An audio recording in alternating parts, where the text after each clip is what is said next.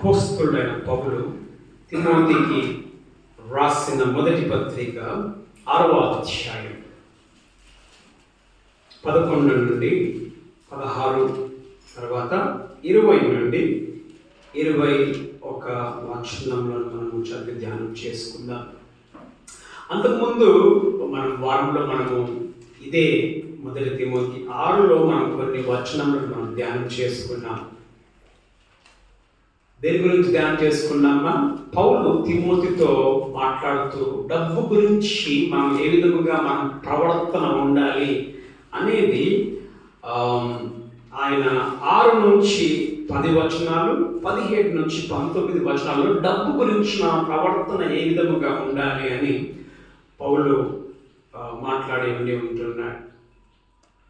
ఇక్కడ 11 నుండి 16 వచనములు 20-21 వచనములను మనం చూస్తే దైవజనుడు ఏ విధముగా ఉండాలి. సో వాక్య అంశము ఏమిటి అని అంటే దైవజనుడు. వాక్యాంశం ఏమిటమా? దైవజనుడు. దైవజనుడు అని మనం చూస్తే ఈ రోజులలో అదొక కామన్ మాటగా అయిపోయింది. ప్రతి ఒక్కరిని మనం దైవజనులే అంటా ఉంటాం.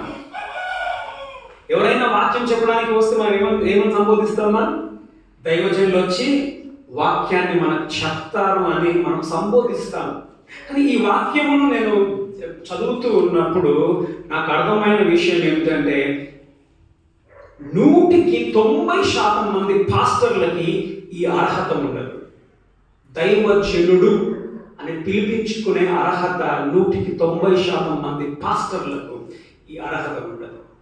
కాబట్టి ఏంటంటే నాకు తెలిసి మనం దైవజనుడు అని సంబోధించేది మానుకోవాలి. కారణం ఏంటంటే వారికి ఆ అర్హతలు వారికి ఉండవు. దైవజనుడు అని మనం ఒకవేళ మనం చూస్తే దైవజనురాలు కూడా కావచ్చు. మరి దైవజనుడు ఎవరు అని అంటే దేవుని యొక్క మనిషి, దేవుని ప్రతినిధి, దేవుని మనిషి, దేవునికి బదులుగా నిలుచుండు మనిషి.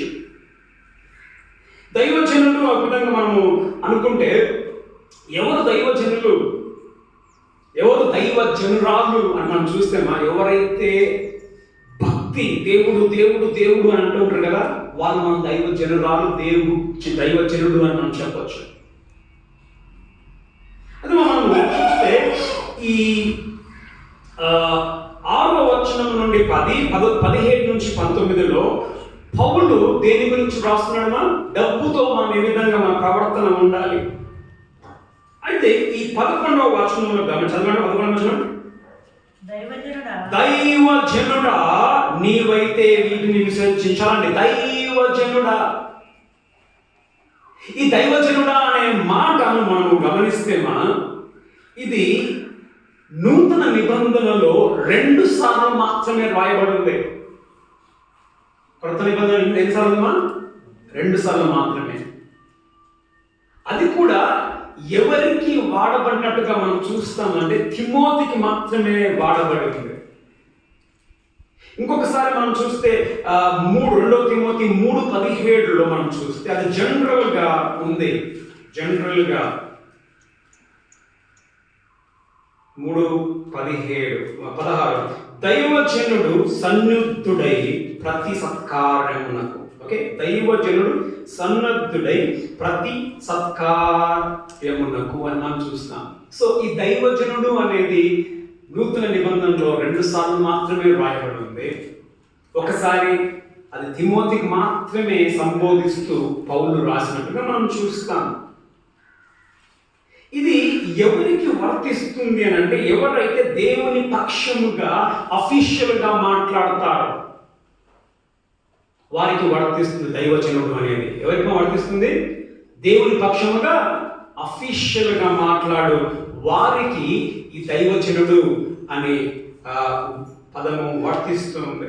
మొట్టమొదటిసారిగా మనము ఈ దైవజనుడు అనే పదాన్ని మనం ఎక్కడ చూస్తామంటే ద్వితీయోపదేశ కాండము 33వ అధ్యాయం 1వ వచనం చదవండి. ద్వితీయోపదేశ కాండము 33:1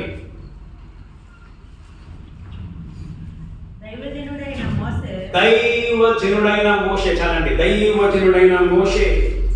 ఇది పాత నిబంధనలో దరిదాపుగా 70 సార్లు దైవజనుడు అనే పదము వాడబడి ఉంచున్నది. దైవజనుడైన మోషే. కాబట్టి ఈ దైవజనులు ఎవరంటే మనం చూసుకున్నట్లయితే పాత నిబంధన కాలంలో ముఖ్యంగా ఎవరంటే ప్రవక్తలు దైవజనులుగా పిలువబడ్డారు. ప్రవక్తలు ఎందుకంటే వారు దేవుని మాటను వారు ప్రజలకు అందిస్తారు కనుక. సో రెఫరెన్సెస్ చాలా ఉన్నాయి, కానీ మనకు అవన్నీ రెఫరెన్సెస్ మనకు అవసరం లేదు. ఒకరు రాసుకుంటే 1 సమూయేలు 9:6 రాసుకోండి. తర్వాత 1 రాజులు 17:18 కూడా ఇంకా చాలా సందర్భాల్లో మనకు కనిపిస్తాయి. కాబట్టి దైవజనుడు ఇక్కడ పౌలు. ఇప్పుడు ఇక్కడ మీరు కూర్చున్న మీలో ఎంతమంది దైవజనులుగా మీరు గుర్తింపు పొందుతారు? మనం ఈ వాక్యాన్ని ధ్యానం చేసుకున్నదా మనకు అర్థమవుతుంది ఏంటంటే నువ్వు దైవజనుడువా, నువ్వు దైవజనురాలువా కాదా అన్నది ఈ వాక్యము ద్వారా మనకు అర్థమవుతుంది. తర్వాత ఇది చదివిన తర్వాత మనకి ఏం మనం నేర్చుకోవచ్చు అంటే దైవజనుడుగా నువ్వు ఉండడానికి నువ్వు ఏం చేయొచ్చు, ఏ విధముగా నువ్వు దైవజనుడుగా నువ్వు ఎదగాలి అనేది మనము చూసుకుంటాం. పౌలు తిమోతికి 4 విషయాలు రాస్తూ ఉన్నాడు దైవజనుడుగా నువ్వు ఉండాలి అంటే. 4 విషయాలు. మొదటి విషయము ఏమిటి అని అంటే పారిపొమ్ము, ఫ్లీ అని ఇంగ్లీష్లో వర్స్ 1లో ఫ్లీ, పారిపొమ్ము. రెండవది ఏమిటి అంటే వెంటాడుము, ఫాలో. మూడవది పోరాడుము, ఫైట్. నాలుగవది కాపాడుము, భద్రపరచుము. 4 విషయాలు. మొదటిది పారిపోము, రెండవది వెంటాడుము, మూడవది పోరాడుము, నాలుగవది కాపాడుము. ఈ 4 నీలో ఉంటే నువ్వు దైవజనురాలివి, నువ్వు దైవజనుడివి. మొదటిదిగా పారిపోము. ఎక్కడి నుంచి పారిపోవాలి? 11వ వచనం చదవండి. మనం దైవజనుడా నీవైతే వీటిని విసర్జించి, చాలండి, నీవైతే వీటిని విసర్జించి, వేటిని విసర్జించి నీవైతే అంటున్నాడు. నీవైతే అంటున్నాడు అంటే మనం ఒక విధంగా మనం చూసుకుంటే 6వ అధ్యాయం మొదటి భాగంలో ఇక్కడ వరకు 11 వచనం వరకు మనం చూసుకున్నట్లయితే అబద్ధ బోధకుల గురించి మాట్లాడుతూ ఉన్నాడు. ఈ అబద్ధ బోధకులు ఏమని చెప్తున్నాం, వాళ్ళ బోధ ఎలాంటిది మనం చూసుకున్నాం. 5వ వచనం, ఓకే, 3వ వచనంలో మనం చూస్తాము. క్రీస్తు యొక్క హితవాక్యములను దైవభక్తికి అనుగుణమైన బోధను అంగీకరింపక భిన్నమైన బోధనను ఉద్దేశించిన వాడేమి ఎరగక తర్కములను గూర్చి వాగ్వాదములను గూర్చి వ్యర్థముగా ప్రయాసపడు గర్వాంధులను అని మనం చూస్తున్నాం. తర్వాత చెడిపోయిన మనసు కలిగి సత్యహీనులై దైవభక్తి లాభసాధకం అనుకుని మనుష్యులు వ్యర్థములగునను చున్నవి. అబద్ధ బోధకుల గురించి రాస్తూ ఉన్నాడు. ఈ అబద్ధ బోధకులు అబద్ధమైన బోధన చేస్తారు. ఈ అబద్ధమైన బోధలు ఎందుకు బోధ చేస్తారు? మనం నేర్చుకున్నామా? ఎందుకు బోధ చేస్తారు? ఎందుకు బోధ చేస్తారు? ఎందుకు బోధ చేస్తారమ్మా? 8వ వచనం, 5వ వచనం, దైవ భక్తి లాభ సాధకం అనుకుని మనుష్యులు. అంటే దైవ భక్తిని పాస్టర్గా పనిచేస్తే ఏమొస్తుంది? డబ్బులు వస్తాయి. ఇంటింటికి పోతే ఏమొస్తుంది? కానుకలు వస్తాయి. డబ్బు కొరకు పనిచేసే వాళ్ళు. తర్వాత మనం చూస్తాము పైన వచనంలో పౌలు మాట్లాడుతున్నాడు, నువ్వు వేటిని విసర్జించాలి. విసర్జించి మనం చూస్తున్నాం. కింద మూల భాషలో చదవండి, ఏమనుంది? ఫుట్ నోట్లో కాదు, 11వ వచనానికి ఫుట్ నోట్. దైవజనుడా నీవైతే వీటిని విసర్జించి విడిచి పారిపోము. దేనిని విడిచి పారిపోవాలని అంటే మనం చూసుకుంటాం 8వ వచనంలో, 9వ వచనంలో ధనాపేక్ష, ధనమును గురించి ఆశను మనం విడిచి పారిపోవాలి. ధనవంతులగుటకు వాళ్ళు ఇష్టపడతారు కాబట్టి నువ్వు దాన్ని విడిచి పారిపోవాలి. ధనాన్ని ధన ప్రేమను విడిచి పారిపోవాలి, లవ్ ఆఫ్ మనీ. తర్వాత ధనాపేక్షను విడిచి పారిపోవాలి. నువ్వైతే వీటిని విడిచి పారిపోవు. ఈ రోజులలో ఎంతమంది మనం పాస్టర్లుగా మనం పిలుస్తున్న వారిని మనము దైవజనుడు అనొచ్చు? చెప్పండి మీరు ఒక కాదు. ఈరోజు ఒక పాస్టర్లుగా పిలువబడుతున్న వారు పోయే ధనం కొరకే, చేసేది ధనం కొరకే, బ్రతికేది ధనం కొరకే. పౌలు అంటూ ఉన్నాడు, నీవైతే దైవజనుడు వీటిని విసర్జించి పారిపోము, నువ్వు వారికి దూరముగా ఉండు. నీవైతే అనంటే వారికి నీకు తేడా, వ్యత్యాసం ఉండాలి. వారు దైవజనులు కాదు కాబట్టి వారు ధనము వెంబడి వెళ్తారు, వారు ధనాన్ని ప్రేమిస్తారు. నీవైతే దానిని మనసు పెట్టుకోకు. దేని మీద మనసు పెట్టుకోవద్దుమా? ధనం మీద నువ్వు ఆశను, మనస్సును, ప్రేమను నువ్వు కలిగి ఉండకము. ఇక్కడ కూర్చున్న నీలో ఎంతమందికి ధనం మీద వ్యామోహము, ప్రేమను నువ్వు కలిగి ఉన్నావు? ఎంతమందికి ధనవంతులు అవ్వాలి అనే ఆశను నువ్వు కలిగి కూర్చొని ఉంటున్నావు? ఎంతమంది ధనాన్ని ప్రేమిస్తూ ఉన్నారు? బంగారం ఆమెకుంది, ఏంటిది గాజు ఆమెకుంది, నాకు కూడా గాజు కావాలి కదా. ప్రేమ. నువ్వు ఒకవేళ నువ్వు ధనాన్ని ప్రేమించే స్త్రీవి, వ్యక్తివి అయితే నీవు దైవజనుడు కావు, ఆ కేటగిరీలోకి నువ్వు రావు. కాబట్టి మనం ఏం చేయాలి? ఇక ఎవరైనా మా పాస్టర్లు వస్తే ఏమన్నా, పాస్టర్ వచ్చి వాక్యం చెప్తాను చెప్పాను, కానీ దైవజనుడు వచ్చి వాక్యం చెప్తాను అనొద్దు మనం ఇక. ఎందుకంటే చాలా మంది ధనాన్ని ప్రేమించేవారు. కాబట్టి నీ దైవజనురాలుగా నీవు పిలువబడాలనుకుంటున్నావా? నీకు ధనము మీద వ్యామోహము, ప్రేమ ఉండదు. నువ్వేం చేయాలి? నీవైతే వీటిని విసర్జించి పారిపోము. ఫ్లీ, వీటిని విసర్జించి విడిచి పారిపోము. మొదటిదిగా ఏముండదమ్మా? ధనం మీద వ్యామోహం. మనం పారిపోవాలి, దానికి దూరముగా మనము ఉండాలి. దేవుడు ఇస్తే పర్వాలేదుమా, నీ సంపాదనతో నీవు బ్రతికితే పర్వాలేదు, కానీ ఇంకా కావాలి అనుకోవడమే అది మంచిది కాదు. మొదటిదిగా నీవు పారిపోవాలి. రెండవదిగా నీవు వెంటాడాలి. చదవండి.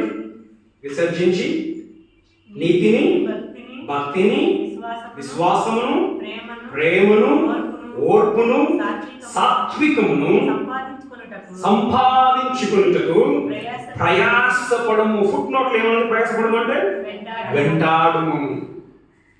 వెంటాడు అంటే నీవు వాటి వెనక నువ్వు పరిగెత్తాలి. వెంటనే నువ్వు ఫైట్, నువ్వు ఒక విధంగా పోరాడాలి, ప్రయాసపడాలి.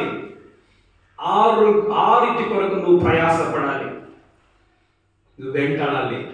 వేటి కొరకు వెంటాడాలంటే మొదటిదిగా చెప్తున్నాడు, వేటి కొరకు వెంటాడాలంటే నీవు దేన్ని వెంటాడాలంట? నీతిని వెంటాడాలి. నీతి వెనుకల పరిగెత్తాలి. నీతి అంటే ఏమిటి? నీతి అని అంటే సరి అయినది చేయాలి, సరి అయిన పనులు చేయాలి. మనిషి సరి అయినది అని చెప్పాలి, దేవుడు కూడా చూస్తే అది సరి అయినది అని ఒప్పుకోవాలి. అది నీతి. మొన్న మేము ఒక అంగడికి వెళ్ళాము. అంగడికి వెళ్తే స్వెటర్ ఇవ్వమని చెప్పన్నా, తీసింటి అక్కడ పెట్టాడు. 400 రూపాయలు చెప్పన్నాడు. 470 చెప్పాడు. చెప్పిన తర్వాత 200కి ఇవ్వమని చెప్పన్నా. 200కి ఇవ్వమనంటే లేదు, నన్ను లాస్ట్ అన్నాడు. లేదు 200 అని చెప్పానంటే మేము వచ్చేస్తా ఉన్నప్పుడు ఏమంటుంది సార్, రండి 250కి ఇస్తా. నీతి అంటే ఏంటిమా? నువ్వు 200 రూపాయలకు అమ్మేదైతే 200 రూపాయలే చెప్పాలి, కానీ నువ్వు ఒక రేటు చెప్పి ఒక రేటు రావడం అది నీతి కాదు. అది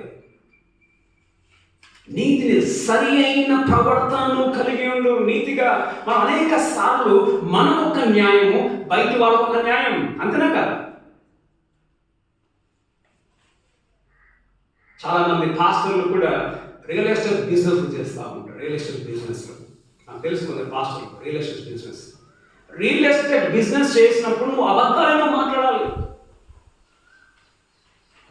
నువ్వు నీతిగా ఉండని కాదు. ఇప్పుడు ఆఫీసర్లు మనం చూస్తూ ఉంటాం, పెద్ద ఆఫీసర్లు, వాళ్ళకి ఎంతో ఆస్తులు ఉంటాయి, కానీ ఏం చేస్తారు? లంచాలు తీసుకుంటారు కదా. నీతి లేని పనులు. నీతిని వెంటాడము. నీతి అంటే సరి అయినది, ఆమోద యోగ్యమైనది నీవు చేయాలి. మెచ్చుకునే పనులు, దేవుడిని మెచ్చుకోవాలి, మనుషులు కూడా మెచ్చుకోవాలి. వాడు నీతి మంత్రుడు రావాడు. సో దేన్ని వెంటాడాలమ్మా? నీతిని వెంటాడాలి. ఇక్కడ కూర్చున్న ఎంతమందికి నీతి మీరు కలిగి ఉన్నారు? ఒక నీతి నీలో లేకపోతే నువ్వు దైవజనుడు కాదు. నువ్వు నీతిని నువ్వు వెంటాడాలి మొదటిదిగా. రెండవది దేన్ని వెంటాడాలి చదవడమా? భక్తిని అని మనం చూస్తున్నాం. భక్తిని.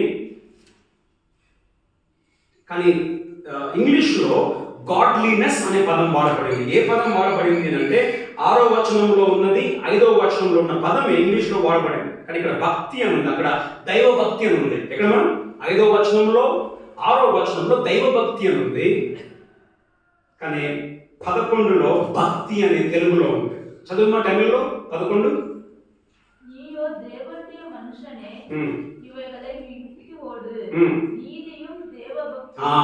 తమిళ్లో కూడా దైవభక్తి అని ఉంది. దేవభక్తి అని అంటే అర్థం ఏంటిదమ్మా?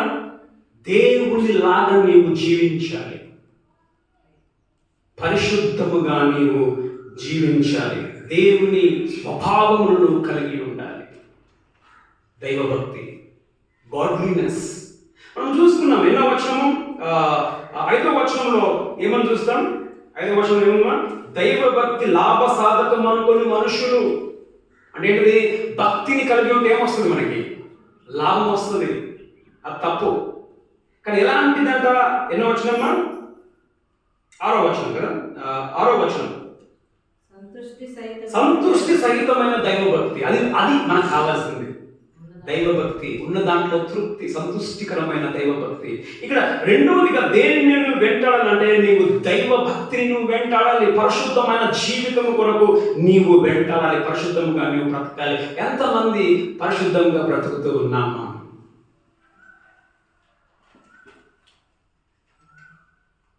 చాలా మంది పరిశుద్ధంగా బ్రతకారు. పరిశుద్ధంగా నీవు లేనప్పుడు నీ ఆలోచనలు, మన చూపులు, మన ప్రవర్తన పరిశుద్ధముగా లేనప్పుడు ఏ విధముగా నీవు దైవజనుడు నువ్వు అవుతావు. రెండవదిగా దేన్ని వెంటాడమ్మా? దైవ భక్తిని నీవు వెంటాడాలి. నువ్వు వెంటాడుతున్నావు దైవభక్తిని. మూడవదిగా దేన్ని వెంటాడాలి? విశ్వాసమును నీవు వెంటాడాలి. విశ్వాసము అంటే దేవుని మీద నమ్మకమును మనము కలిగి ఉండాలి. ఎలాంటి కష్టమైన పరిస్థితులైనా కానీ ప్రతి సందర్భాలలో మనము దేవుని మీద విశ్వాసమును మనం కలిగి ఉండాలి. ఇంకో విధంగా చూసుకున్నట్టయితే ఒక దేవుని మీద విశ్వాసం కలిగి ఉండవచ్చు, లేకపోతే మనల్ని నమ్మాలి మనుష్యులు. విశ్వాసమును ఎవరైనా నీ మీద విశ్వాసం నీకైతుందా? నేను నమ్ముతారా పలానా వ్యక్తిని? అనేక సార్లు మనుషులు మనం నమ్మరు. ఆయన నమ్మేలే, ఆయన మాటలు నమ్మేలే, ఆయన చెప్పేది ఒకటి చేసేది ఒకటి, ఆయన చేతలు నేను నమ్మేలే, ఆయన చేసే పనులు నాకు నచ్చవు. విశ్వాసము నువ్వు వెంటాడాలి.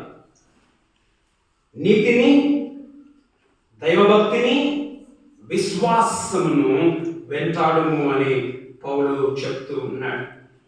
నాలుగవదిగా దేన్ని వెంటాడాలి? ప్రేమను వెంటాడాలి. మనం చూస్తాం ఎన్నో వచనమ్మా?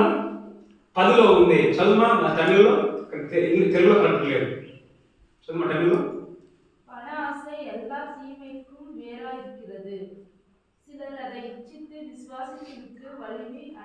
ఓకే, తమిళ్లో కూడా కరెక్ట్గా అనిపిస్తుంది. ఇంగ్లీష్లో ద లవ్ ఆఫ్ మనీ అని ఉంది. ఉందా ఇంగ్లీష్లో? ద లవ్ ఆఫ్ మనీ, దాన్ని ప్రేమించి ఉందా? తెలుగులో ఆశించి ఉంది కదా. దాన్ని ప్రేమించి, డబ్బు మీద ప్రేమ కాదు నీకు కావాల్సింది. ఏ ప్రేమ కావాలన్నా? దేవుని మీద ప్రేమ, మనుషుని మీద ప్రేమ. దేవుని మనం ప్రేమిస్తూ ఉన్నామా? చదవండి మార్కు సువార్త 12వ అధ్యాయం 30-31 వచనం. మార్క్ 12:30-31 వచనం.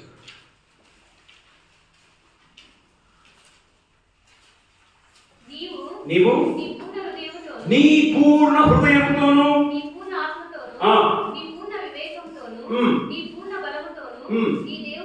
దేవుడైనా ప్రభువుని ప్రేమించాలి. దేవుణ్ణి నువ్వు ప్రేమించాలి.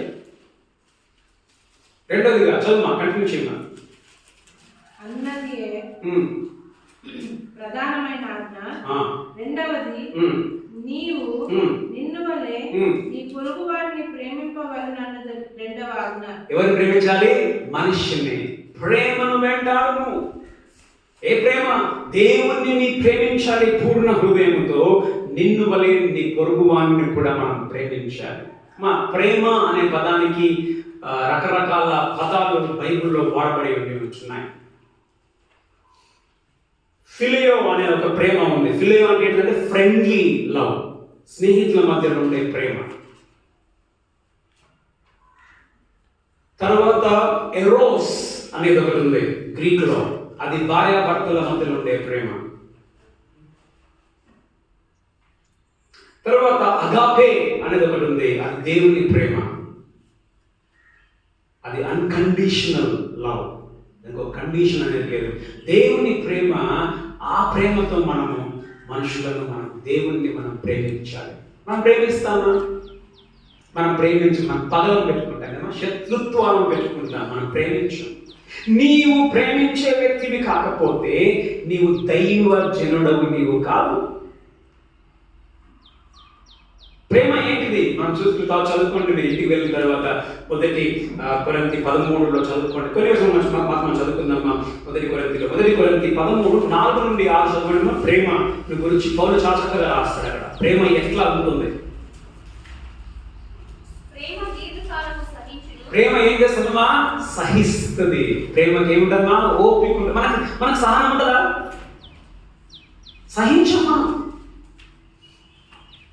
కోపం వచ్చేస్తుంది మనకి, వెళ్ళిపోరా.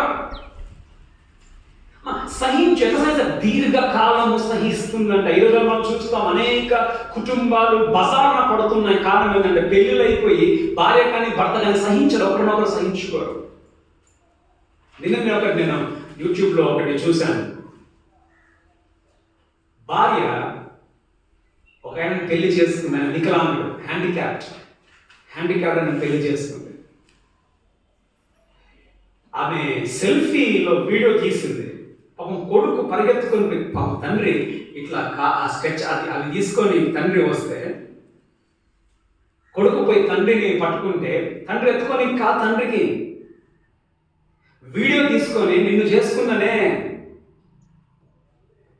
ఎత్తుకో అంటది. పాపం ఇట్లా అమాయకంగా చూస్తా ఉన్నాడు భార్య వంక. సహించమ్మా. నీ భర్తని, నీ భార్యని, నీ బిడ్డలని, నీ పక్క వారిని సహిస్తూ ఉన్నావా? మనం సహించం. కోపాలు చిరాకులు వచ్చేస్తా ఉంటాయి. ప్రేమ దీర్ఘకాలం సహిస్తుంది. కేవలం కొంచెం సేపు కాదు, దీర్ఘకాలం. ఒకవేళ ఈ ప్రేమనే మనకుంటే ఈ రోజుల్లో విడాకులే లేవు. అంటే విడాకుల కారణం ఏంటంటే సహింపు లేదు. నీకు నాకు చెల్లదు, నువ్వు నాకు సెట్ కావు. ప్రేమ దీర్ఘకాలం సహిస్తుంది. నువ్వు మరి ప్రేమిస్తున్నావా? నీకు దీర్ఘకాలం, నీకు సహించే గుణము నీకుందా? నీకు సహించే గుణము లేకపోతే నువ్వు దైవజనుడు కాదు. ఆ ప్రేమ దీర్ఘకాలం సహించును. దయ చూపిస్తుంది.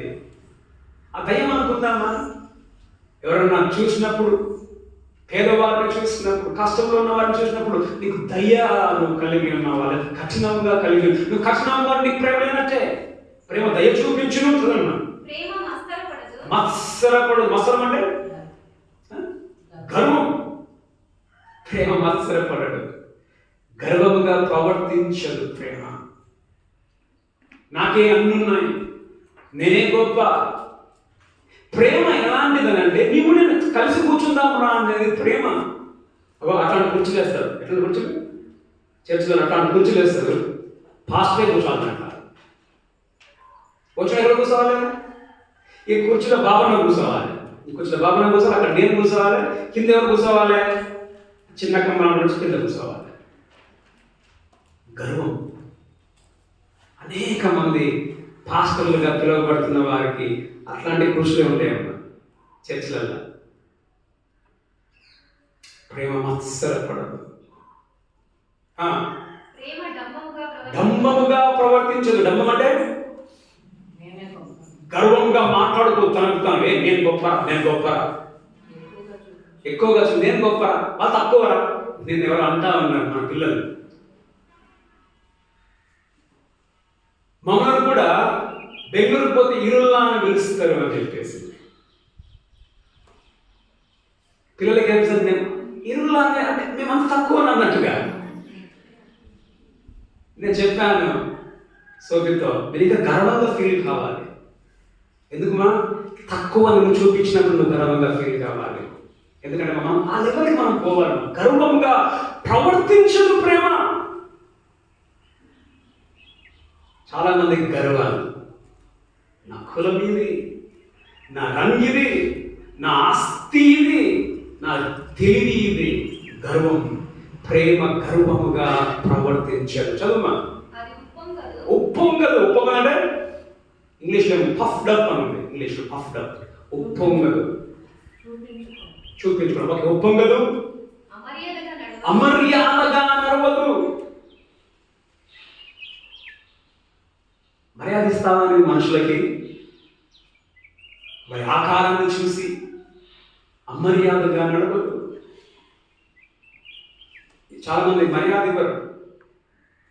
తల్లిదండ్రులకు, పిల్లలకు, పెద్ద మనుషులకు అమర్యాదగా ప్రేమ నడవదు.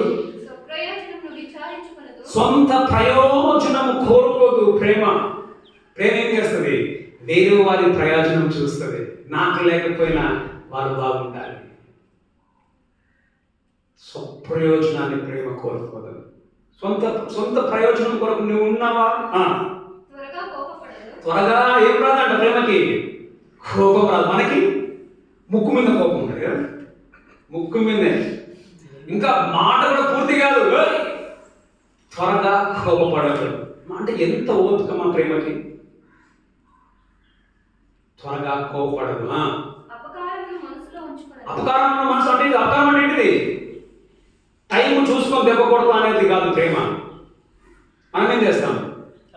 పెట్టుకుంటాం మనసులో, అన్నా పెట్టుకుంటాం మనసులో, అరే దొరుకుతుందా నాకు టైం కొరకు చూస్తున్నా మనకి. అపకారమును ప్రేమ మనసులో పెట్టుకో. ప్రేమ క్షమించేది. అపకారం మనసులో పెట్టుకోదు. చాలా మంది పౌలు వారి గురించి రాస్తున్నాడు, అబద్ధ బోధకుల గురించి రాస్తున్నాడు ఇక్కడ. చాలా మంది పాస్టర్లు కూడా ఉన్నారు అట్లాంటి వాళ్ళు. అపకారం మనసులో పెట్టుకొని టైం చూసి తొక్కేస్తారు ఇంకో పాస్టర్కి. అయిపోయిందా? అపకారం. కాబట్టి ప్రేమను నీవు కలిగి ఉండాలి. ఎలాంటి ప్రేమ? పరిశుద్ధమైన సహోదర ప్రేమను నువ్వు కలిగి ఉండాలి. నీకు ప్రేమ ఉందా? ప్రేమను వెంటాడము. తర్వాత తిమోతి 6 తర్వాత ఓర్పు. ఓర్పు ఓర్పు అంటే ఏంటంటే, అనేక సార్లు కష్టములు మనకు వచ్చినప్పుడు, కష్టమైన పరిస్థితిలో నీ రియాక్షన్ ఏ విధంగా ఉంది? మనకు ఓర్పు ఉంటుందా? అనుకో, నీ బిడ్డలకే నువ్వు ఫీజు కట్టాలి. దేవుడు ఏమంటున్నాడు? దేని గురించి చింతించకు అంటే ఏంటిది? ఓపికను కలిగి ఉండు. చింతించకుండా ఏంటిదమ్మా? ఓపికను కలిగి, ఓర్పును కలిగి ఉండు. మనకు ఓపిక ఉంటుందా? ఏం చేస్తున్నావు ఇంకా ఇంట్లో ఉండి? పో కూలి పని చేసుకొని ఇంకా డబ్బులు తెపో. ఓర్పు, ఓపిక. ఓర్పు అంటే అర్థం ఏంటంటే, కష్టమైన పరిస్థితులలో కూడా ఓపికతో దేవుని వైపు చూసుకొని ఉండడం. అంటే వాటిని సహించడం. దేన్ని సహించడమా? ఆ కష్టముని ఓపికతో సహించడము, అది ఓర్పు. ఎప్పటి వరకు? దేవుడు ఆ కష్టంలో నుండి నిన్ను బయటికి తీసే వరకు సహించడమే ఓర్పు. కానీ మనకు ఓర్పు ఉంటుందా? ఇంకెప్పుడు ఓర్పు మనకు ఉండదు. కాబట్టి 5వదిగా ఏముండాలంటున్నామా? దేన్ని వెంటాడాలి? ఓర్పును వెంటాడాలి. తర్వాత ఏది? సాత్వికం. సాత్వికమును వెంటాడాలి. సాత్వికం అనేది మృదువైన మనస్సు. చాలా మందికి సాత్వికం ఉండదు కదా, వెంటనే కోపం వచ్చేస్తుంది. మొన్న కృష్ణగిరికి వెళ్ళినప్పుడు అక్కడ మాట్లాడుతూ ఉన్నాను. నాతో పాటు ఇంకొక అతను ఉన్నాడు, సేవకుడు ఇంకొక అతను ఉన్నాడు. మాట్లాడుతూ ఉన్న సమయంలో ఈయన చెప్పాడు ఏంటంటే, మనము బిడ్డలకి బనానా ఇవ్వచ్చు అన్నాడు. ఈ వ్యక్తి అన్నాడు, నేను బనానా పెడతా. హాస్టల్కి కొత్తగా వచ్చిన వ్యక్తి, నేను బనానా ఇద్దాం అనుకుంటున్నాను నా డబ్బుల నుంచి అంటే పాత వ్యక్తి మనం బనానా ఇవ్వద్దని అంటాడు. నాతో పాటు వచ్చిన ఇంకొక సేవకుడు ఏమంటాడు, ఇస్తే తప్పేముంది బనానా అని ఈయన అన్నాడు. నేను చూస్తూ ఉన్నాను, ఆయనకి ఇవ్వాలని మనసు, ఆయన ఇయ్యొద్దంటాడు, ఈయన ఇస్తే తప్పేంది అనేసరికి ఈయన కోపం వచ్చింది. ఎందుకు? ఆయనకి సపోర్ట్ ఇంకొక వచ్చింది కదా. కోపం రాగానే పరిగెత్తుకొని నేను మాట్లాడలేదు, పరిగెత్తుకున్నాడు, అడిగి అడుచుకొని మళ్ళా సేవలో ఉన్నాడు. నువ్వు పరిగెత్తుకొని పోయి రా బాబు లోపలికి రా అని చెప్పేసి నేను మాట్లాడా. చూడండి, ఏం తప్పేం మాట్లాడదా, చూడ నీకు ఏం లేదు, నీకు సాత్వికము లేదు, రూడ్గా బిహేవ్ చేస్తాం. రూడ్ అంటే ఏంటమ్మా? గర్వం అంటే ర్యాష్గా మనం ప్రవర్తిస్తూ ఉంటాం. దురుసుగా ప్రవర్తిస్తారు కొందరు, దురుసుగా. మొన్ననే ఎవరు అంటూ ఉంటారు, ఇక్కడ పాస్టర్ గారు వాళ్ళ ఇంటి దగ్గరనే కావలసుకొని వచ్చి గలీజ్ చేసేదంట.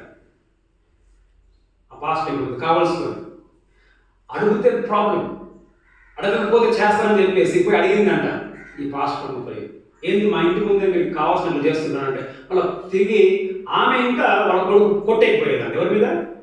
వాళ్ళ మీదకి. దురుసు ప్రవర్తన, మీక్నెస్, సాత్వికము, ఆ యొక్క స్వభావం, మృదువైన స్వభావము నీకుందా? ఒకవేళ నీకు మృదువైన స్వభావం లేకపోతే నువ్వు ఒకవేళ గర్వంగా ర్యాష్గా నీ ప్రవర్తన ఉంటే నువ్వు దైవ జనుడు నీవు కాదు. కాబట్టి మొదటిది ఏంటిదమ్మా? ఏం చేయాలన్నాడు? మొదట నువ్వు పారిపోవాలి, రెండవది నువ్వు వెంటాడాలి. దేని వెంటాడాలమ్మా? దేని వెంటాడాలి?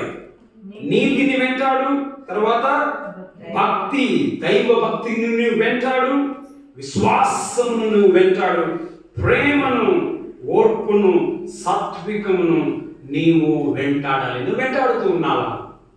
మనం వీటెంబడి పోతామా? దీనెంబడి మనం దానెంబడి పోము, ఇంకా వేరే వెంటబడతా ఉంటాం మనం. వెంటాడు. మూడవది పోరాటము. 12వ వచనం చదవను. విశ్వాస సంబంధమైన మంచి పోరాటము పోరాడము. ఇప్పుడు మంచి చాలా మందికి ఇష్టమైన మాట ఏంటిమా? ఫైటింగ్.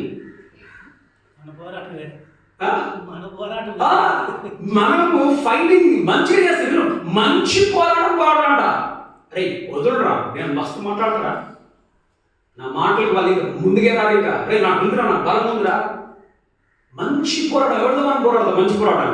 పక్కింటితో పోరాడతావు, నీ ఇంట్లో ఉన్న అన్నదమ్ములతో పోరాడతావు, నీ తల్లితో పోరాడతావు, సంఘంలో విశ్వాసంతో పోరాడతావు, పాస్టర్లకి పోరాటం. చాలా మంది పాస్టర్లకు పోరాటాలు. నీకు పోరాటము నీవు కలిగి ఉన్నప్పుడు ఇక్కడ అంటున్నాను, మంచి పోరాటం దేని కొరకు మంచి పోరాటం పోరాడాలంటమా? విశ్వాసము కొరకు మంచి పోరాటము నీవు పోరాడాలి.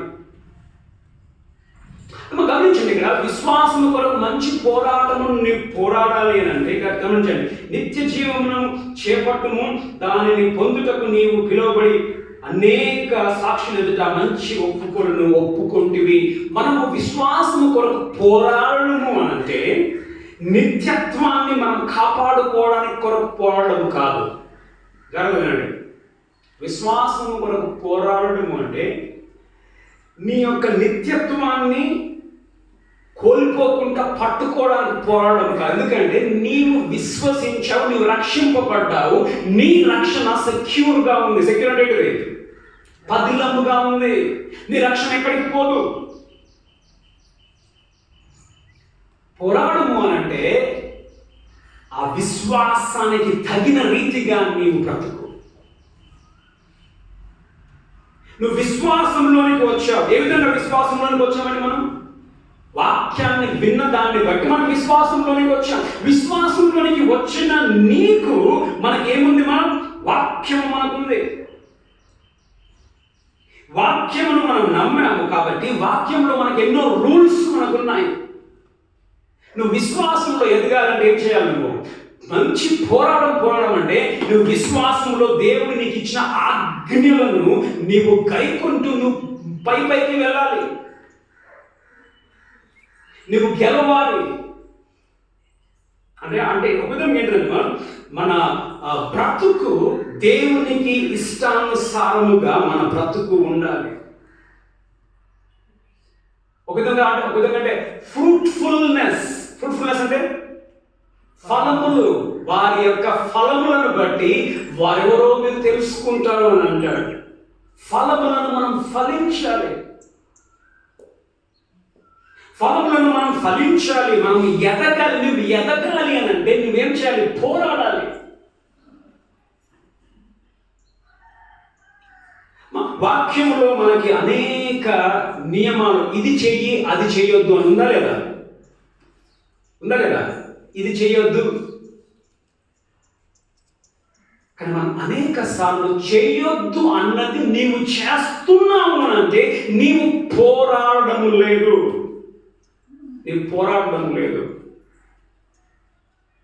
నీవు పోరాడినప్పుడే నీ యొక్క విశ్వాసానికి నిన్ను అదే స్థితిలో ఉంచడానికి, నిన్ను ఎదగకుండా చేసే వాటిని నీవు పోరాడాలి. కానీ మనం పోరాడము. మనం ఏం చేస్తాము? అక్కడే ఉండిపోతాం. మనం ఎదగం. విశ్వాసమున కొరకై మంచి పోరాడము. నేను మొన్న ఒకరితో మాట్లాడుతూ ఉన్నాను. అంటే గమనించాలి, విధంగా మనం దైవజనుడు అని అంటాము, కానీ ఈ కేటగిరీలో చాలా మంది రారు. ఎందుకంటే చాలా మంది బైబిల్లో ఉన్న రూల్స్ ని చాలా మంది పాటించరు. చూడండి, బైబిల్ ఏమంటుంది? ధనాపేక్ష లేని వారై మీకు కలిగిన దానితో సంతృప్తిగా ఉండండి. ధనాపేక్ష ఉండొద్దు అని అంటూ ఉన్నాడు. అంటే ఏంటిది? తర్వాత మనం చూస్తాం, డు నాట్ కవెట్ ఇంగ్లీష్లో. నీ పొరుగు వానిది ఏదైనాను ఆశింపకూడదు అని మనం చూస్తాం. ఎక్కడన్నా నిర్గమకాండం 20వ అధ్యాయంలో నీ పొరుగు వానిని దేదైనా ఆశించొద్దు అని మనం చూస్తాం. మొన్నటి దినంలో ఒకరితో మాట్లాడుతున్నప్పుడు వివాహ విషయంలోనే మాట్లాడుతున్నప్పుడు ఏమన్నామంటే, కట్నం వేయడానికి మాకు కాదు, అమ్మాయిని మాత్రం ఇస్తాం.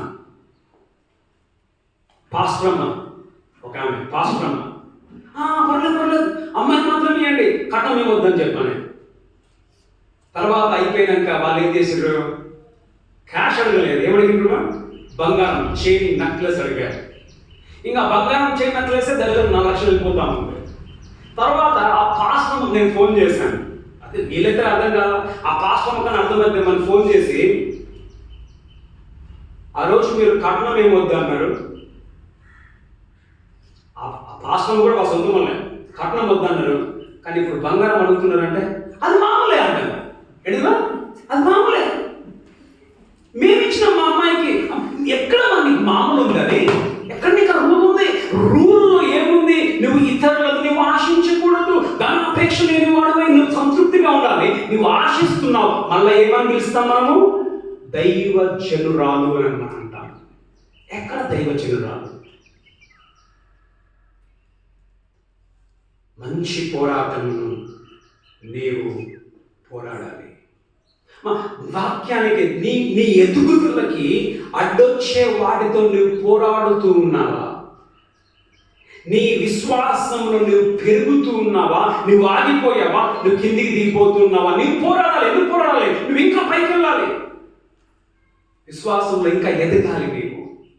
కానీ చాలా మందిని మనము ఎదగము. దాంట్లో ఏ విధంగా నువ్వు పోరాడవచ్చు? అని అంటే ఇదే 12-13 వచనంలో మనం చూస్తే, నిత్య జీవము చేపట్టుము, దాని పొందుటకు నీవు పిలువబడి అనేక సాక్షులు ఎదుట మంచి ఒప్పుకోలు ఒప్పుకుంటే ఏ విధంగా పోరాడవచ్చు అంటే, తిమోతి మంచి ఒప్పుకున్నాడు. ఎవరి ముందు ఒప్పుకున్నాడంట? ఎవరి ముందునా? అనేక సాక్షులు ఎదుట. అనేక సాక్షులు అంటే బాప్తిస్మముగా మనం తీసుకోవచ్చు. Public confession. అనేక సాక్షుల ముందు మంచి ఒప్పుకున్నాడు. ఏమని ఒప్పుకున్నాడు? యేసు నా రక్షకుడు, ఆయన దేవుడని ఒప్పుకున్నాడు. ఇప్పుడు నువ్వు ఒప్పుకోని నువ్వు ఒప్పుకుంటూనే ఉండాలి. మంచి పోరాటం. నాకు ఒక మాదిరిని చూపిస్తాడు యేసు ప్రభు. నిన్న వచనమ్మా 13వ వచనం చదవండి. 13. సమస్తమునకు జీవాధారకుడైన దేవుని ఎదుటను ఆ, పొంతి పిలాతునొద్ద పొంతు పిలాతునొద్ద ధైర్యముగా ఒప్పుకొని సాక్ష్యం ఇచ్చిన క్రీస్తు యేసు ఎదుటను యేసు క్రీస్తు కూడా సాక్ష్యం ఇచ్చాడు, ధైర్యంగా సాక్ష్యం ఇచ్చాడు. ఇంగ్లీష్ లో గుడ్ కన్ఫెషన్ అని ఉంది. తిమోతి గురించి కూడా పౌలు అదే మాట మాట్లాడతాడు 12వ వచనంలో, గుడ్ కన్ఫెషన్. యేసు ప్రభు కూడా గుడ్ కన్ఫెషన్ అంటే మంచి సాక్ష్యము. తిమోతి మంచి సాక్ష్యం ఒప్పుకున్నాడు. యేసు ప్రభు కూడా పిలాతు రాజు ముందర మంచి ఒప్పుకోలును ఒప్పుకున్నాడు. ఏమని ఒప్పుకున్నాడు? యేసు ప్రభు ధైర్యంగా ఒప్పుకున్నాడు, సత్యము మాట్లాడాడు యేసు ప్రభు. చూడమ్మా, యోహాను సువార్త 18:36-37.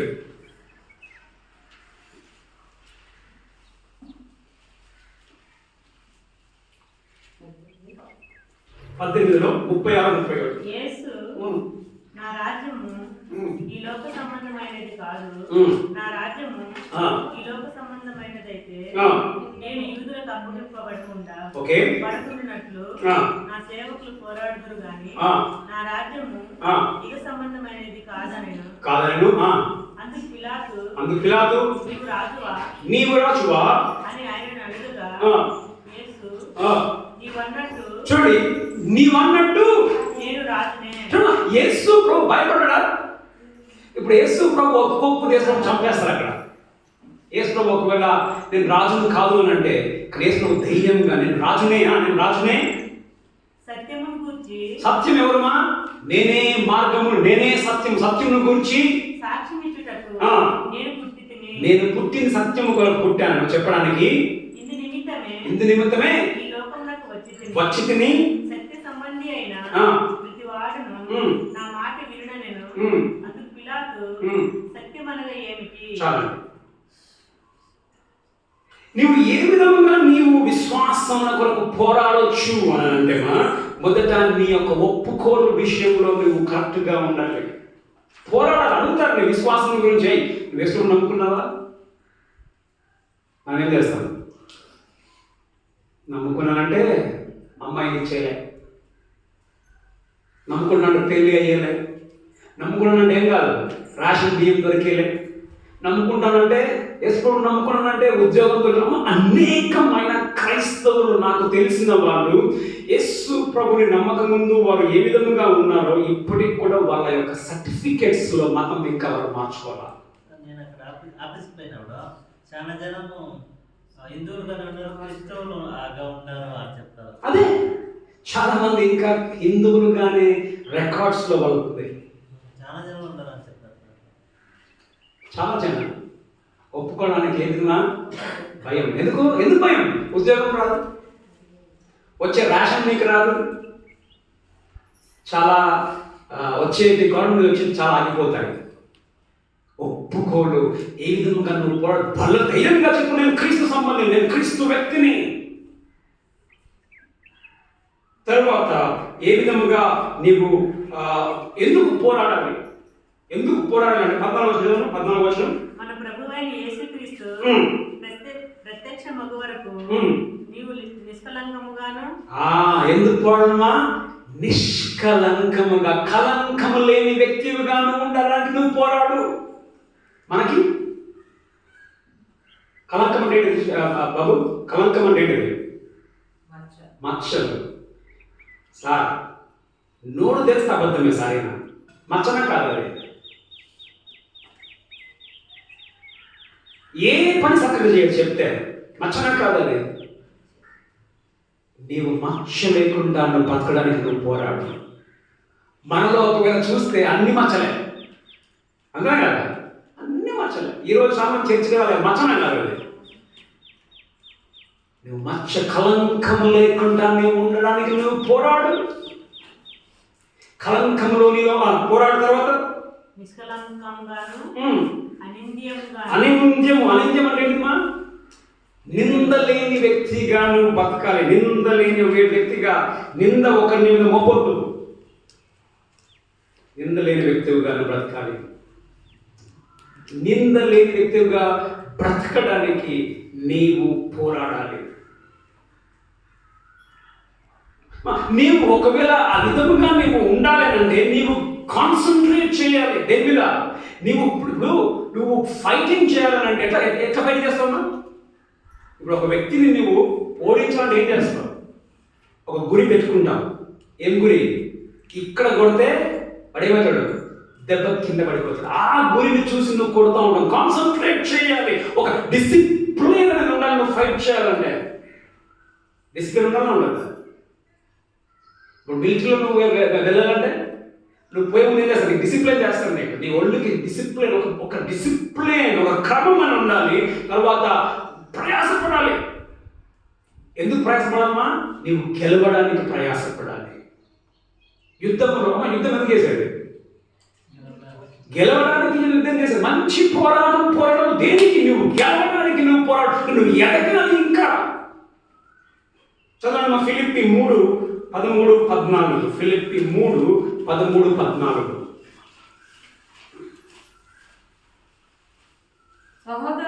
సహోదరులారా, నేను ఇదివరకే పట్టుకొని ఉన్నానని, అంటే పట్టుకొని ఇదివరకే నేను పర్ఫెక్ట్ అయిపోయి ఉన్నానని అనుకొనను.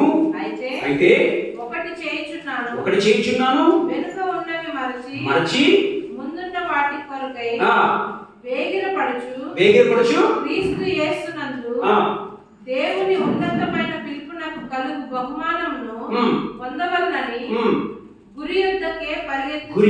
అంటే నేను ఇప్పటికే పర్ఫెక్ట్ అయిపోయానని కాదు, ఇంకా నేను పర్ఫెక్ట్ కావాలి. నువ్వు పోరాడడం దేని కొరకంటే నువ్వు పర్ఫెక్ట్ కావడానికి నువ్వు పోరాడాలి. 1 కొరింథీ 9:24-27.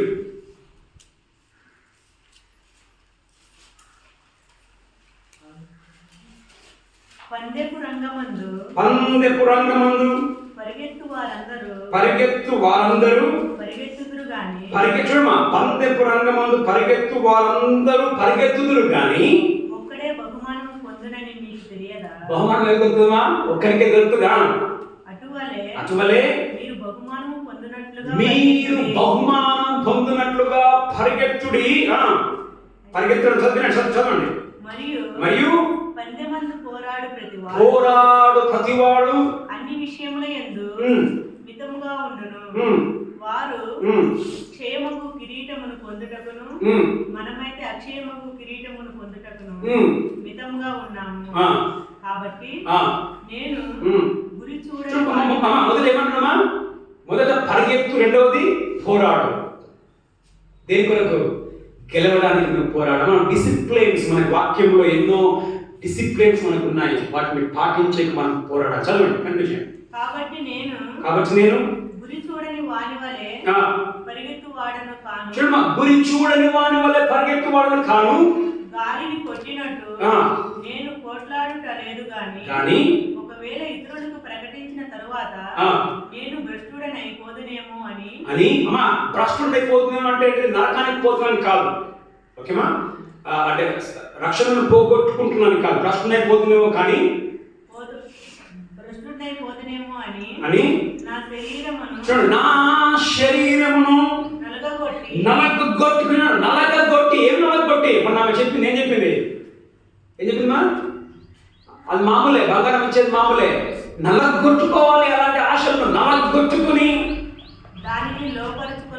దానిని నా శరీరాన్ని లోపరుచుకుంటున్నాను. దేనికి లోపరుచుకుంటున్నాను? దేవుని వాక్యములకు నేను లోపరుచుకుంటున్నాను.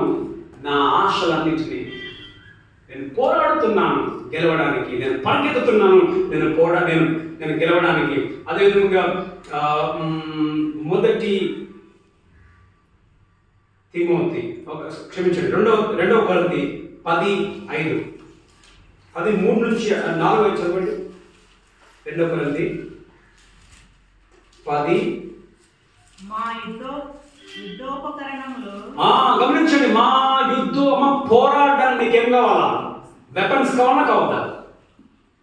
యుద్ధోపకరణములు, ఆయుధములు. మా ఆయుధములు శరీర సంబంధమైనవి కావు గాని దేవుని ఎదుట దుర్గములను అంటే మా సాతాను వేసే కుతంత్ర శక్తులను పడద్రోయజాలినంత బలము కలవై ఉన్నవి. ఓకే, మేము విత్తరములను దేవుని గురించిన జ్ఞానమును అడ్డగించు ప్రతి ఆటంకమును. దేవుని జ్ఞానమును అడ్డగించండి అంటే ఏంటిది? అబద్ధ బోధలను, ప్రతి జ్ఞానమును అడ్డగించి ప్రతి ఆటంకమును పడదోసి ప్రతి ఆలోచనను పడదోసి ప్రతి ఆలోచనను క్రీస్తుకు లోబడినట్లు చెరపట్టి వీరు సంపూర్ణ చెరపట్టి ఏం చెరపట్టి? మా అవయములను క్రీస్తునకు వశము చేస్తున్నా. అంటే క్రీస్తు అంటే ఏంటిది? ఎంతైనా కానీ ఎవరికి వింటాం? ఎవరి మాట వింటాం? దేవుని క్రీస్తుకు క్రీస్తునకు లోబడినట్లు చెరపట్టి, క్రీస్తుకు లోబడినట్లు చెరపట్టి.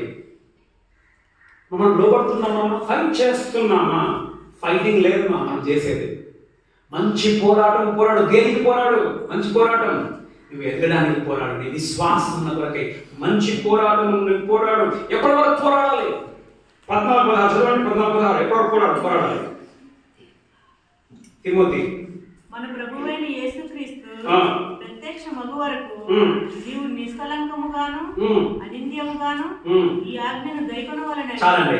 అఫ్కోర్స్ చదువుకున్న తర్వాత మీరు అది యేసు ప్రభు రాకడను గురించి మాట్లాడతాడు. సో ఎప్పటి వరకు పోరాడాలంటే మన ప్రభు అయిన యేసు క్రీస్తు ప్రత్యక్ష మగు వరకు, అంటే యేసు ప్రభు వచ్చి వరకు నీ పోరాటము కొనసాగుతూనే ఉండాలి. కంటిన్యూ చేయాలి పోరాటము. చదవండి 2 తిమోతి 4:7. 2 తిమోతి 4:7. మంచి పోరాటము పౌలు అంటున్నాడు, గమనించండి. మంచి పోరాటమును పోరాడితిని, నా పరుగులో నేను ఫినిష్ అయిపోయాను. నా పరుగుని చివరి దాకా నేను వచ్చాను. విశ్వాసమును కాపాడుకొంటిని. పౌలు ఏమంటున్నాడు? మంచి పోరాటం పోరాడాను, నా విశ్వాసమును కాపాడుకున్నాను. తిమోతి అంటున్నాడు, విశ్వాసమున కొరకైన మంచి పోరాటం పోరాడము. ఇక్కడ కూర్చున్న నీవు పోరాడుతూ ఉన్నావా? నువ్వు దైవజనుడవైతే నువ్వు పోరాడాలి. దేనికి పోరాడాలి? వాక్యంలో ఉన్న వాటిని నువ్వు నెరవేర్చడానికి, నువ్వు ఎదగడానికి నీవు పోరాడాలి. ఏ విధంగా? దేవునికి నిన్ను నీవు ఏం చేయాలమ్మా? దేవునికి లోబడినట్లుగా మనం చెరపట్టాలి. ప్రతి ఆలోచనను దేవుని చెరలోకి మనం తీసుకొని వెళ్ళాలి. కొందరు చదవండి, 10వ వచనం చదవండి. ఎందుకనగా ధనాపేక్ష సమస్తమైన కీడులకు మూలము. కొందరు దానిని ఆశించి విశ్వాసము నుండి తొలగిపోయి విశ్వాసము కొరకైన మంచి పోరాడము. కొందరు ఏమైందంట? విశ్వాసం నుండి తొలగిపోయారంట. ఎందుకు? వాళ్ళు ధనం వెనుకలు పోయారు. విశ్వాసం నుండి తొలగిపోయి ఇంకొక కేటగిరీ ఉంది. విశ్వాసం తొలగిపోయింది. 21వ వచనం 21. ఆ విషయంలో ప్రవీణులమని. ఏ విషయంలో? వాక్యములో మాకంతా తెలుసు. కొందరు ఉంటారు, చదువుతాం మనం, వాక్యం విషయంలో ప్రవీణులం అంతా తెలుసు అనుకొని విశ్వాస విషయము తప్పిపోయి విశ్వాసంలో తప్పిపోయారు. నీవు తప్పిపోకూడదు. నీవు విశ్వాసముల కొరకై మంచి పోరాటమును నీవు పోరాడాలి. చివరిదిగా నువ్వేం చేయాలమ్మా? కాపాడాలి. మొదట పారిపోము, రెండవది వెంటాడము, మూడవది పోరాడము, చివరిది 20వ వచనం. ఓ తిమోతి, నీకు అప్పగింపబడిన దానిని కాపాడి. 4వది చివరిది నువ్వు కాపాడాలి. ఏమి కాపాడాలి అంటే నీకు దేవుని వాక్యము నీకు అప్పగింపబడింది. దేవుని వాక్యం యొక్క పరిశుద్ధతను నువ్వు కాపాడాలి. పరిశుద్ధతను కాపాడాలి. ఈ రోజులలో కాపాడాలి. నీకు అప్పగింపబడిన దానిని కాపాడు. చూడండి, అపవిత్రమైన వట్టి మాటలను. చాలా మంది ఈ రోజుల్లో పాస్టర్లు వట్టి మాటలు మాట్లాడుతూ ఉంటారు. జ్ఞానం అనుకుని అబద్ధము చెప్పబడి విపరీత వాదములకు దూరముగా ఉండి నీవు కాపాడాలి. దేన్ని కాపాడాలి? దేవుని వాక్యం యొక్క పరిశుద్ధతను కాపాడే బాధ్యత సేవకుల మీద, విశ్వాసుల మీద ఉంది. దేవుని యొక్క వాక్యమును మనం కాపాడాలి. ఏమంటున్నా? వట్టి మాటలు, అబద్ధం మాటలు, విపరీతమైన వాదనలు, జ్ఞానం అంటే వాళ్ళు ఏమంటారంటే మాకు అంతా తెలుసు వాక్యంలో లేని కూడా తెలుసు చాలా మంది పాస్టర్లకి. మొన్న పద్మ అంటా ఉంది, ముదుగురికి ఎవరో మాస్టర్ నుంచి పాస్టర్లు పోయారంట. పోయిన ఆదివారం మొత్తం గోల గలాడంట. అందరూ కిల్లుకునేది అందరూ విషయమే, అందరు కింద పడిపోయారు. ఈ రోజుల్లో చాలా మంది పాస్టర్లు అదే గలాడలు చేస్తా ఉన్నారు. మీ ఇంటికాడ వచ్చేది, మీ ఇంట్లో వచ్చి రాగని చెప్తారు, నాకు ధైర్యం అనిపిస్తుంది లోపల. అబద్ధం పోతుంది. నీ పలాతో మాట మంత్రం చేసి అది చెప్తారు. పడేయడం, వాక్యానికి వ్యతిరేకమైన బోధనను బోధిస్తున్నప్పుడు నీవు వాక్యమును కాపాడాలి, పరిశుద్ధతను కాపాడాలి. ఒక మాట చదవండి, 2 కొరింథీ 2:17. కాబట్టి ఈ సంగతులకు చాలిన వాడేవాడు మేము దేవుని వాక్యమును కలిపి చెరిపెడు అనేకుల వలె మేము లేము. చాలండి, చెరిపి కలిపే. ఈ రోజుల్లో పాస్టర్లు అనుకునే వాళ్ళు చాలా మంది వాక్యానికి కలుపుతారు, కలిపి చెరిపి బోధిస్తూ ఉన్నారు. నీవు వాక్యములను కాపాడు, నీకు అప్పగించబడినది కాపాడు. ఏ విధంగా కాపాడవచ్చు? వాక్యమును చూసినప్పుడు చదివినప్పుడు వాక్యమును కాపాడవచ్చు. మనం ఏం చేస్తాం? ఏ పాస్టర్ వస్తే ఆ పాస్టర్ మాట వింటాం. ఏ పాస్టర్ తల మీద చేయబెడితే ఆ పాస్టర్ తల మీద చేయి ప్రార్థన చేసుకుంటాం. వాడు తోస్తే కింద పడిపోతాం. తర్వాత అబ్బా ఏం శక్తి ఉంది ఆ పాస్టర్ అంటాం. ఎందుకు కింద పడలేదు? నీకు అప్పగింపబడ్డ దాన్ని కాపాడు. 4 విషయాలు. దైవజనుడుగా ఉండాలంటే ఏం చేయాలి? మొదటిగా పారిపో, ధనం నుండి పారిపో. రెండవది నీతిని, ప్రేమను, నీతిని, దైవభక్తిని, ప్రేమను, విశ్వాసమును, ఓర్పును, సాత్వికమును వెంటాడము. తర్వాత విశ్వాసమున కొరకై మంచి పోరాడము వెతకాలి. చివరిగా వాక్యమును కాపాడము. దైవజనుడా అంటున్నాడు. ఇక్కడికి వచ్చిన నీవు దైవజనుడుగా అనుకుంటున్నావా? నువ్వు దైవజనుడుగా ఉన్నావనుకుంటే నీవు పారిపోవాలి, నువ్వు వెంటాడాలి, నువ్వు పోరాడాలి, నువ్వు కాపాడాలి. దేవుడు వాక్యమును దీవించి ఆశీర్వదించుగాక. ప్రార్థన చేసుకుందాం. తండ్రి, నీకు వందనములు. ఈ వాక్యాన్ని వినిపించున్నాను. మరి పౌలు తిమోతితో దైవజనుడా నీవైతే ప్రభా, అనేక సందర్భాల్లో మేము అనేక మందిని దైవజనుడు అని మేము పిలుస్తూ ఉంటాం, వింటూ ఉంటాం. కానీ వాక్యానుసారంగా ఎవరికి ఆ అర్హతలు లేవు. కారణం నాయన, ఎవరు కూడా పిలువబడుతున్న అనేకులు ధనము నుంచి పారిపోయే వాళ్ళుగా లేరు. ఎవరు కూడా నీతిని, దైవభక్తిని, ప్రేమను, విశ్వాసమును, ఓర్పును, సాత్వికమును వెంటాడే వాళ్ళు చాలా మంది లేరు. మరి విశ్వాసము కొరకై ఎదుగుదల నిమిత్తము వాక్యానుసారముగా పోరాడే వాళ్ళము లేము. ఉన్న జాగాలో మేము కూర్చుంటున్నాము, ఎదగడం లేదు. పౌలు అన్నాడు, మంచి పోరాడితేనే, నా పరుగు కడముట్టించుతుంది, విశ్వాసమును కాపాడుకుంటుంది. ప్రభా, మేము కూడా మంచి పోరాడే దైవజనులుగా మేము ఉండడానికి సహాయం చేయండి.